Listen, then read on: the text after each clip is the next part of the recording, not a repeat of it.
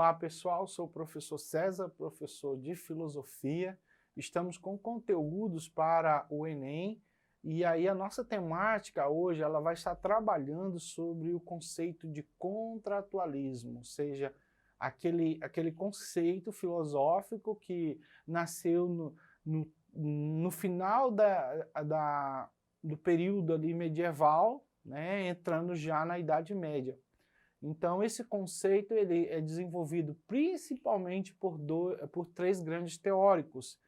E aí a gente vai estar desenvolvendo esses conteúdos a partir das questões que foram elaboradas no Enem, a gente vai estar discutindo.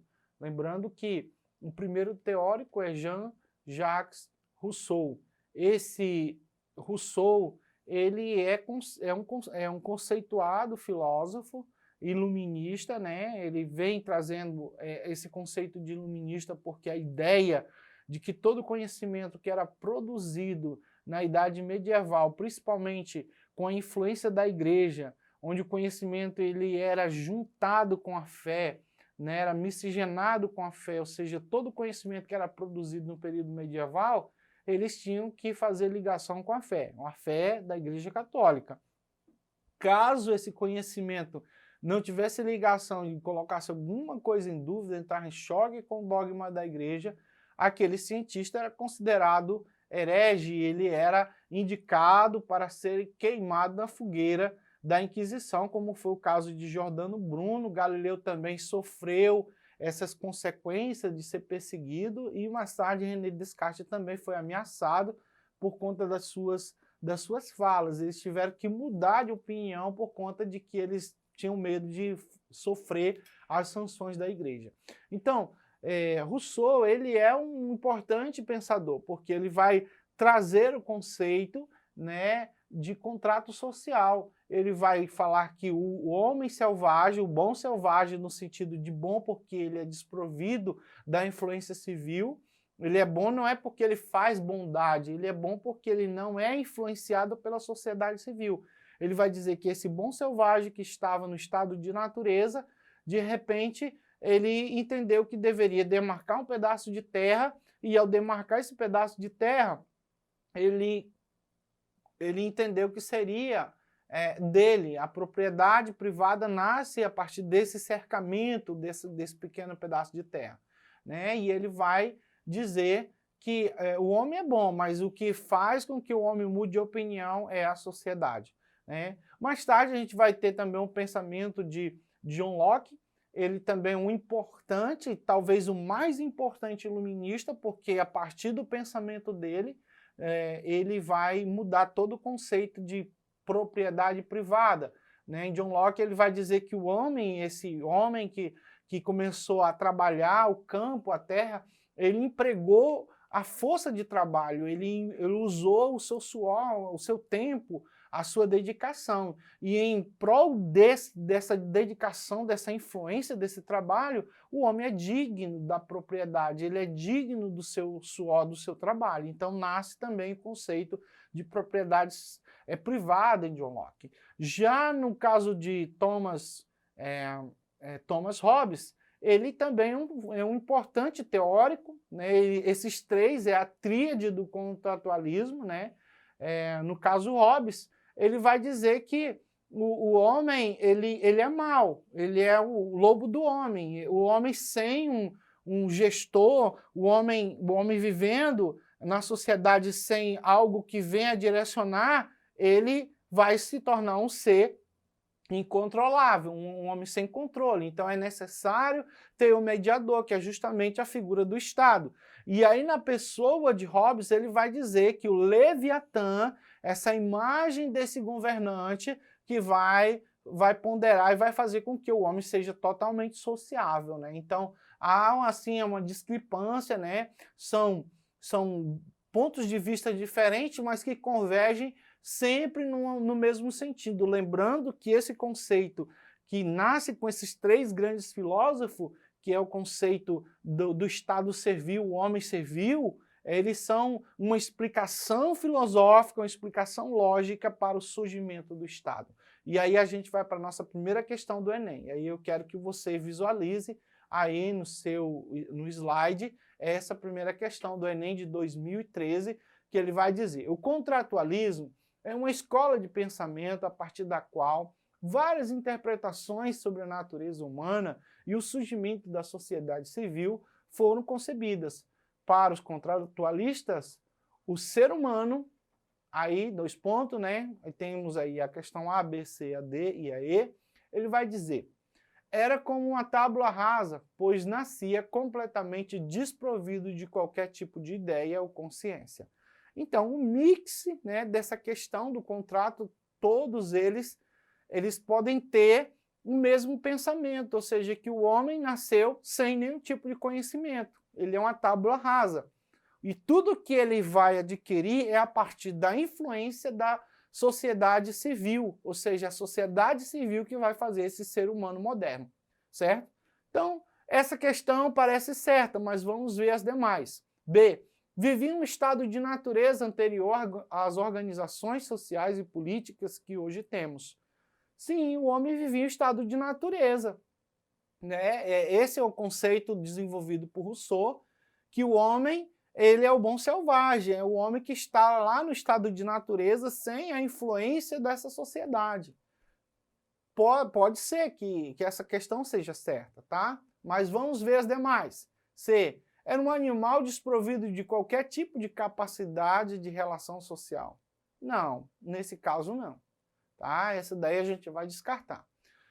D. Era o único ser vivo do planeta capaz de manter relações sociais? Não, também não, porque a gente olha para as abelhas, a gente vê que as abelhas elas exercem um tipo de relação social, ou seja, as operárias elas trabalham para sustentar a rainha da colmeia, e as formigas também, né? Então, aí, é um ser humano à imagem e semelhança dos deuses. Aí, no caso, há uma divergência porque, né, são interpretações e divindades diferentes. Então, nem todas as divindades têm relação direta de que o homem foi feito à imagem, por exemplo, de Apolo, de Atenas. Então, há divergência. Então, essa questão não seria. Então, a nossa questão certa seria essa, a B. Vivia um estado de natureza anterior às organizações sociais ou políticas que temos hoje. Tá bom, gente? Então, essa nossa questão é a certa. Vamos para a próxima questão do Enem.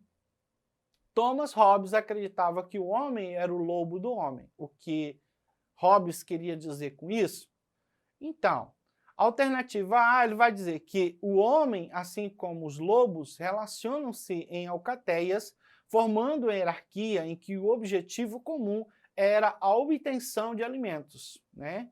Então, não é bem assim a colocação, a linguagem que Hobbes usa no sentido mais de que o homem sem lei ele se torna um animal, né? É o caso que está acontecendo agora na mídia aí, tem um homem, um assassino em série que matou alguém e ele entende que ele é superior às leis que foram impostas pelo Estado. Então ele acha que ele é maior do que o próprio Estado. Então, a imagem do lobo de homem, a gente pode, por exemplo, olhar para a figura desse cidadão que há pouco tempo tirou a vida de uma família e está se escondendo na mata e acha que, né? Então, é nesses sentidos que Hobbes está falando. O homem sem lei, ele é um lobo selvagem, um lobo desprovido de fé, de consciência, de piedade, de misericórdia. Então, é necessário que o Estado venha existir. Então, vamos para B. Que o ser humano passou a ver na figura do lobo um espelho de suas atividades sociais, de forma que, em algumas sociedades, o lobo ainda é uma figura simbólica. Não sei, não, é muito confuso, né? Não dá clareza. Vamos ver a C. Que o homem é capaz de agir como predador de sua própria espécie? Não. Por aí a gente já descarta. Ninguém vai ver ninguém fazendo sopa de gente aí, né? Apesar de nós sabermos que existem tribos que elas são canibais, que comem os outros seres humanos, mas isso aí é uma questão mais espiritual, porque querem absorver a vontade, a consciência, a força do seu oponente, né? Então, a gente já descarta C. A D, que a amizade entre os seres humanos era comparável à relação próxima de que os lobos possuíam em sua alcateia, que a amizade entre o homem não tem amizade com o lobo, né? Apesar de há muito tempo o homem ter domesticado o cão, o cachorro é um lobo domesticado, né? Então, é que o homem tem natureza, seria divina, né? Portanto, dócil, incapaz da violência. Não sei, não é mesmo. Não é porque o homem não é dócil. Na visão de Hobbes, o homem é um lobo, certo? Ele precisa da figura do Leviatã, que é aquela figura do Estado, para poder controlar as ações do homem. Então, a nossa questão certa seria justamente aquela que a gente achou que estava com muita dualidade, né? Que o homem é capaz de agir como predador de sua própria espécie, podendo ser cruel, vingativo, mal quando lhe for conveniente em seu estado de natureza. Então, é essa a nossa questão. O homem sem o estado, ele é vingativo, ele é mau, ele é perverso. É aquela imagem que Platão, no livro 2, quando fala sobre o anel de Gênges, de que o homem acha um anel e ele se apodera desse anel, fica invisível, ele vai corromper toda a sociedade dele, ele vai roubar tudo que ele podia, porque sabia que a força e a lei do império, lá do governo, não podia atingi-lo ele, tá bom? Então, pessoal, vamos retornar aqui no pensamento de John Locke, que é um dos contratualistas. Ele vai dizer assim: acredita-se que o homem era uma criatura naturalmente racional e social, com inclinação para o bem e um forte senso de amor ao próximo e empatia pela dor alheia. Nesse sentido, o que motivaria o homem natural de Locke a se sujeitar ao contrato social? Então, nós temos a alternativa A, o homem natural para Locke, apesar de racional, não era invariavelmente bom. O amor próprio, o egoísmo ainda fazia parte de sua índole. Isso prejudicaria o estabelecimento de uma sociedade harmoniosa sem que houvesse uma entidade de mediação de conflito, né? Então, essa questão parece correta, né? Então, vamos ver as outras alternativas, né? O texto engana-se. O homem natural de Locke jamais se sujeitaria ao contrato social, já que as liberdades individuais do homem natural não seria abandonada. A C, o contrato social implicava o abandono da selvageria e da barbárie em que o homem vivia. Parece muito correto essa daí, né? Levando em consideração, né, que Locke não trabalha o conceito do bom selvagem, né? Então, D, a perpetuação da paz natural, de que o ser humano e suas relações sociais proporcionavam no estado de natureza. Tá? Isso aí também não tem nada a ver, porque no caso o homem que vive lá no estado natural, ele vive em constante conflito. E o contrato social é um acordo entre reis e súditos. Nada a ver, porque no caso o contrato social é um contrato entre pessoas civil, não no caso monarquia. Então não teria nada a ver. Então nossa questão certa é o homem natural para Locke, apesar de racional, não era invariavelmente bom. O amor próprio e o egoísmo ainda fazem parte de sua índole. E isso prejudicaria o estabelecimento de uma sociedade harmoniosa, né, sem que houvesse uma entidade de mediação de conflito. Então, o professor César fica aqui. Agradeço a todos vocês. Acesse a plataforma Eduque e também vá lá na web aulas ead.ce e tem acesso a todo o conhecimento. Tá bom, gente? Muito obrigado e tchau.